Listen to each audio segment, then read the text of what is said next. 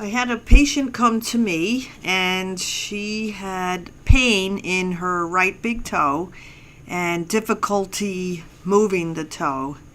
So we decided that the best way to go was to do a human allograft injection into the joint to see if we could get the toe moving again. The other option is surgery with a toe like this, but there's a lot of problems with surgery. You know, cutting the bone there's a risk of infection. There's downtime. You can't walk, after you have foot surgery. So you're out of commission for a while. But the injection, there's no downtime. There's no, you can do whatever you want the next day pretty much. So we wanted to try the allograft injection. In this video, we're doing the injection. We prep the site with iodine, and then my assistant is retracting the toe and plantar flexing the toe a little bit, bringing the toe down. That opens up the joint, and then I can get the needle in there. I feel the medicine going right in. It's easy. I don't hardly have to push the syringe down at all. The medicine easily goes into the joint.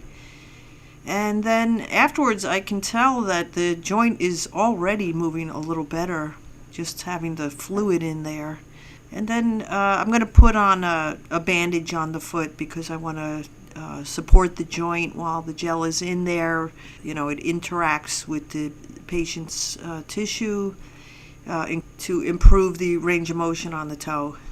Now, this is a year later, the patient came in, and it was very interesting because now I see that she has at least 45 degrees range of motion, dorsiflexion on the toe, which is great because in my notes it said 0. With a great deal of pressure, I could get 5 degrees maybe of dorsiflexion from the toe.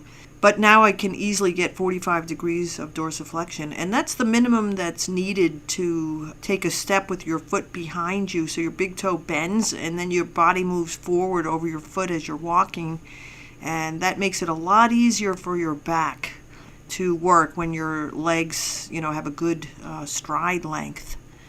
It absorbs a lot of shock for the back. So this is a very good result, and it's comparable to a result you would get with surgery. So if you did what's called a Keller bunionectomy, or removing the base of the big toe bone, and you got 45 degrees of motion out of that joint, you'd be really happy, except this patient didn't lose any bone. There was no bone cutting. There was no downtime, and injection really isn't very painful.